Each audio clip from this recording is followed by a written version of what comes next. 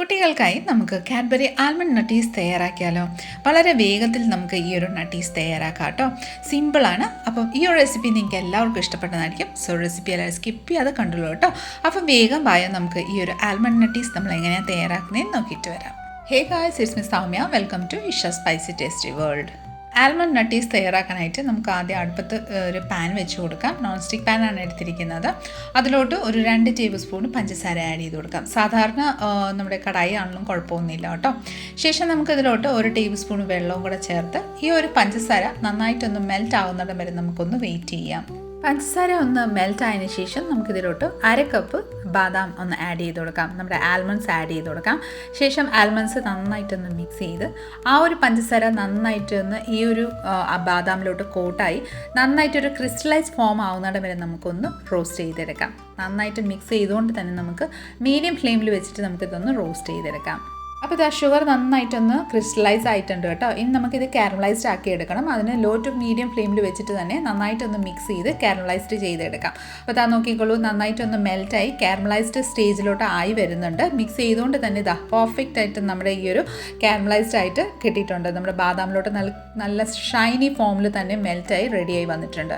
ഇനി നമുക്ക് ഈ ഒരു കാരമലൈസ്ഡ് ആയ ഈ ഒരു ബാദാം നമുക്ക് ഒരു ബട്ടർ പേപ്പറിലോട്ട് ഒന്ന് സ്പ്രെഡ് ചെയ്ത് കൊടുക്കാം. പതിയെ ഇതുപോലെ ആഡ് ചെയ്ത് കഴിഞ്ഞാൽ തണുത്തതിന് ശേഷം ഇത് ഓരോന്നായിട്ട് വിട്ടു വരും കേട്ടോ. അപ്പോൾ ആദ്യം നമ്മൾ കാണുമ്പോൾ ഇത് ഒരുമിച്ച് കൂട്ടത്ത് പോലെ നിൽക്കുന്നതാണ്. ഒരു 5 മിനിറ്റ് തണുത്തതിന് ശേഷം നമുക്ക് ഓരോന്നായിട്ട് വിടിയിപ്പിച്ചെടുക്കാം. അപ്പോൾ ഇത് ബാദാം ഇവിടെ നന്നായിട്ട് സ്പ്ലിറ്റായി വന്നിട്ടുണ്ട്. ഇനി നമുക്കിത് ഒരു പാത്രത്തിലോട്ടോ അല്ലെങ്കിൽ വേറൊരു ഭാഗത്തോട്ട് ജസ്റ്റ് ഒന്ന് മാറ്റിയെടുക്കാം. ഇനി നമുക്ക് ഇതിന് കോട്ട് ചെയ്യാനായിട്ട് ഒരു 1/2 കപ്പ് ഡാർക്ക് കോമ്പൗണ്ട് ചോക്ലേറ്റ് ഒരു ബൗളിലോട്ട് എടുക്കാം. അതിനുശേഷം ഡബിൾ ബോയിൽ മെത്തേഡിൽ നമുക്കിതൊന്ന് മെൽറ്റ് ചെയ്തെടുക്കാം. ഒരു പാത്രത്തിലോട്ട് കുറച്ച് വെള്ളം ബോയിൽ ചെയ്യാൻ വെക്കുക. അതിൻ്റെ മേലെ നമ്മൾ ചോക്ലേറ്റ് വെച്ചിരിക്കുന്ന ആ ഒരു ബൗൾ വെച്ച് നന്നായിട്ടൊന്ന് മിക്സ് ചെയ്ത് ഇത് നല്ലൊരു സിൽക്കി ഫോമിൽ നമുക്കൊന്ന് മെൽറ്റ് ചെയ്തെടുക്കാം. നമ്മുടെ ചോക്ലേറ്റ് ഇവിടെ നന്നായിട്ടൊന്ന് മെൽറ്റായി വന്നിട്ടുണ്ട്. ഇനി നമുക്ക് ഇത് മാറ്റി വെച്ച് കൊടുക്കാം. ശേഷം നമ്മൾ റെഡിയാക്കി വെച്ചിരിക്കുന്ന ബാദാം നമ്മുടെ വേറൊരു ബൗളിലോട്ട് ഒന്ന് ഇതുപോലെ ഒന്ന് സ്പ്ലിറ്റ് ചെയ്ത് ഒന്ന് മാറ്റിയെടുക്കാം. ബൗളിലോട്ട് ബാദാം ട്രാൻസ്ഫർ ചെയ്ത് കൊടുത്തതിന് ശേഷം നമുക്കിതിലോട്ട് 1 ടീസ്പൂൺ വെച്ച് മെൽറ്റ് ചെയ്ത ചോക്ലേറ്റ് സിറപ്പ് ആഡ് ചെയ്ത് കൊടുക്കാം. ശേഷം ഒരു സ്പാച്ചുല ഒരു സ്പൂൺ വെച്ചോ നന്നായിട്ടൊന്ന് മിക്സ് ചെയ്തുകൊണ്ട് തന്നെ നന്നായിട്ടൊരു കോട്ടായി ഡ്രൈ ആയി ടെക്സ്ചർ വരുന്നിടം വരെ നമുക്കൊന്ന് മിക്സ് ചെയ്തുകൊണ്ട് തന്നെ ഇരിക്കാം കേട്ടോ. നന്നായിട്ട് ഇതുപോലെ മിക്സ് ചെയ്തുകൊണ്ടിരിക്കുക. എന്നിട്ട് വീണ്ടും ഒരു 12 to 15 തവണ നമുക്ക് ഇതുപോലെ 1/2 ടീസ്പൂൺ വെച്ച് 1 ടീസ്പൂൺ വെച്ച് ഒഴിച്ചുകൊണ്ട് മിക്സ് ചെയ്തുകൊണ്ട് തന്നെ ഡ്രൈ ആക്കി തന്നെ നമുക്ക് ഒന്ന് കോട്ട് ചെയ്തെടുക്കാം.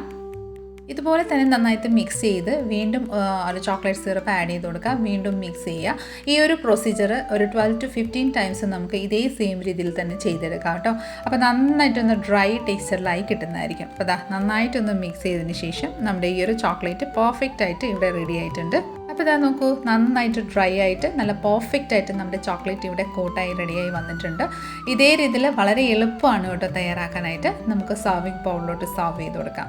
വളരെ സിമ്പിളാണ് തയ്യാറാക്കാനായിട്ട്. കുട്ടികളൊക്കെ ഇതുപോലെ നട്ടീസൊക്കെ ചോദിക്കുന്നുണ്ടെങ്കിൽ വീട്ടിൽ തന്നെ നമുക്ക് വളരെ പെട്ടെന്ന് തന്നെ തയ്യാറാക്കി കൊടുക്കാം. തീർച്ചയായിട്ടും എല്ലാവരും ഒന്ന് ട്രൈ ചെയ്ത് നോക്കിക്കോളൂ കേട്ടോ. വളരെ പെട്ടെന്ന് തന്നെ തയ്യാറാക്കാൻ പറ്റുന്ന ഇതിൻ്റെ ഉള്ളിലത്തെ ആ ഒരു ടെക്സ്ചർ ഞാൻ നിങ്ങൾക്ക് കാണിച്ചു തരാം.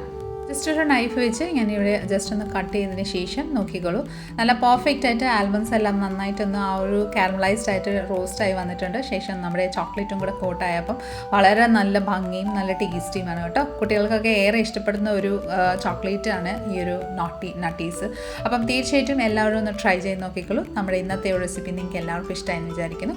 ഇഷ്ടമായിട്ടുണ്ടെങ്കിൽ ഒന്ന് ലൈക്ക്, ഷെയർ, ഫോളോ ആൻഡ് സബ്സ്ക്രൈബും കൂടെ ചെയ്ത് നമ്മളെ മാക്സിമം ഒന്ന് സപ്പോർട്ട് ചെയ്തേക്കണേ.